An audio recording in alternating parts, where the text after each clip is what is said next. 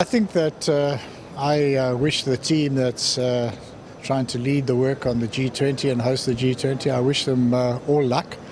But I do think that it's coming up against some very, very, very significant global trends. And I think one of them is that the US is walking away from multilateralism and even bodies like the G20 where there is some kind of a plurilateral grouping of countries of very diverse views and opinions.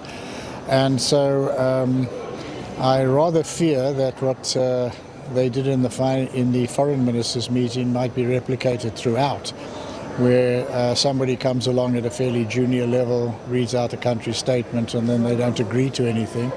And then you have a chairperson's report rather than an agreed position. I think that is the game that is played. That is the game that I saw when I was in government in the World Trade Organization, for example. They did exactly that. But there is a way of finding a way forward towards greater inclusivity, a greater focus on development in all of the different work streams that are going on. But I think that just to get into this changing global order as I see it, I think that we've been going for some time in a highly contested transition from the unipolar world order that we had. It was established at the end of the Cold War with its single undisputed global hegemon that ran around the world saying there's only one game in town, it's our game, and you conform or we act against you, and at the worst case scenario we have a color revolution, we overthrow you, then we get involved in military action and so on and so forth. Mostly that was in peripheral countries, Afghanistan, even now Ukraine more recently, but Libya. And I think that model is giving way because I think that the US is realizing that it is in a game with two other global powers. China, which has established itself through a very careful and very calibrated use of industrial policy, has emerged as not just as an industrialized country, but also as a global leader in technologies, in digital technologies, in low carbon technologies. And that it is a serious competitor to the US, and the US has defined its competition with China not just as a matter of economic competition, but a matter of national security. So I think there's an attempt now to pivot towards the East, as they would call it, and also to engage much more on economic policy levers. So that's where I think these tariffs, these threats, and this unilateralism comes in. So the entirety of the playbook that was developed under the pressure from the global north, which was unbalanced, but all the rules of the WTO are now being cast aside. They're now being violated one after the other. I don't think there's any other way of describing it. And the US has made sure that that doesn't have any consequences because they disabled the appellate body in the World Trade Organization. So that's the game that we're in now. I think some of the measures have been directed against South Africa as South Africa because unfortunately, the Trump and Musk administration, they have the ear of the most reactionary forces inside South Africa, and they are listening to their claims for racial exclusivity and stuff like that. They're listening to their claims. Most of them don't want to go and become refugees in the United States where they'd have to work two-shift jobs and things like that. I'm sure they don't want to do that. What they want is they want the external pressure to be mounted on all kinds of areas of transformation in South Africa. That's what they want, and it's very, very backward and reactionary. It's terrible. But I think that many other measures are much more generic, where the US is going to be seeking to act unilaterally in imposing reciprocity in terms of tariffs on everywhere in the world, where they're going to be seeking to reach, I think, partial and very transactional deals on things. And that's the game that the world is going through for some time. And I think that it would be a mistake to see this as a 4-year blip after which we go back to normal. I think this is likely to be a fairly permanent shift towards some kind of building of a modus vivendi among the three global powers, neglecting to some degree the other reality, which is the emergence of a series of regional powers. So I think that's the ball game that we're going into, and it's going to be a difficult one. I think what it requires of us is to realize that there is now more policy space for countries in the south to seize and to use to good effect. And the one case I think that sticks out, because it's very applicable to Africa, is Indonesia has critical minerals. It has nickel, which is used in a lot of low carbon technologies and products. And Indonesia has introduced beneficiation requirements. You have to have certain levels of processing before you can export nickel from Indonesia. And they were taken to the World Trade Organization by the European Union. The European Union won its case, but then the Indonesians appealed to a non-existent appellate body, and they're able to continue with measures which, according to the reports I've seen, have led to a 30-fold increase in the value added in the Indonesian economy coming from the nickel value chain, to double-digit growth in the provinces where the nickel is, and to $14 billion of investment in that. So this is where we need to learn. We need to find our own policy tools, to work much more intensively and closely as an African continent, to build regional value chains in the African continental free trade area, which we now have, and to move forward, I think, in a much more purposeful way, because I think the global order is going to be more difficult in the immediate foreseeable future. Are the racists emboldened in South Africa after President Donald Trump took office?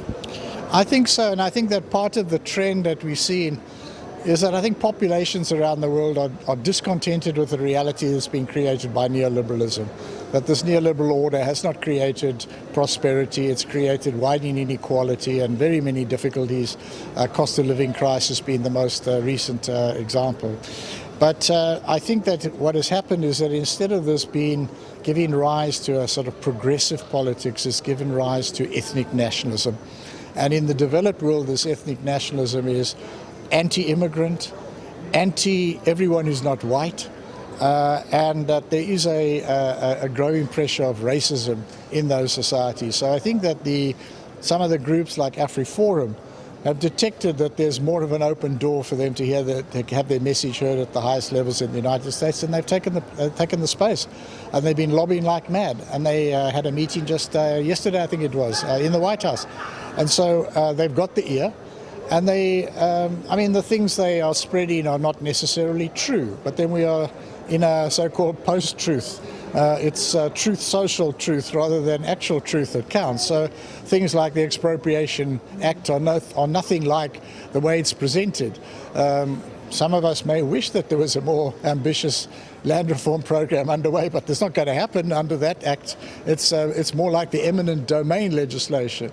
The ICJ case, which is the other one that was cited, it is an absolutely important stand that this government took, and which I think we all applaud them for, that we have shown solidarity, and we have tried to use the institutions of international law. Unfortunately, we've seen that those are subordinated to power politics, so there's no consequences for not observing those. And the third one that's mentioned, I think, is also a myth. There is no cooperation with Iran that is in any way a security threat to the United States. But it doesn't matter what the truth is. These myths are being purveyed and are being listened to and are leading to hostile action against South Africa. So I think that's what we're facing. So it's a combination of South Africa being singled out, but also things that are happening.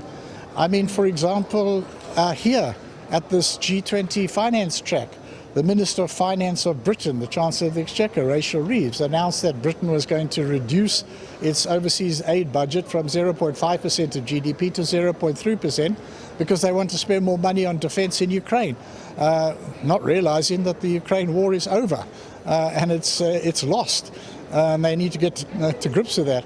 But I think so these are all global trends that are going to impact on us, which in my book tells us, well, we better just start getting used to the idea we're not going to live on overseas development assistance anyway. That which is coming to South Africa, except for the PEPFAR, is really not that important. Let's just get on with it and realize that that's a different ballgame. And finally, some people are saying there must be a strong lobbying challenging AfriForum's position within the UN agencies, where it's always lobbying and using the status of NGO, because it's not an NGO. These groups are groups that are pushing a narrow approach in terms of a specific group. Well, indeed, I think there needs to be a lot of counter-lobbying, but also not just counter-lobbying, lobbying for a different approach to many of the global issues and problems and challenges that we face. So the G20 will be one platform where there's a possibility of inserting alternative sets of ideas, but I think that it's important that a variety of progressive forces in the United States understand that if something like AfriForum prevails in its lobbying on action against South Africa, that's also going to mean that the hand of the most racist forces in the US about the US is going to be strengthened as well. So it's not disconnected. So I think that alternative struggles, I know the government is going to try to engage, but it's also important that I think other forces, more progressive forces in the US are mobilized and realize what's going on, because this is a sectional challenge which is being mounted by the most reactionary and backward forces, seeking any opposition. They've opposed absolutely any kind of measure. It's not just the existing measures that are on the table now, like the Expropriation Act. It's any transformative piece of legislation or any measure that they are just opposing, and they want to see nothing of that sort on the agenda of what is supposed to be a democratic and post-apartheid order.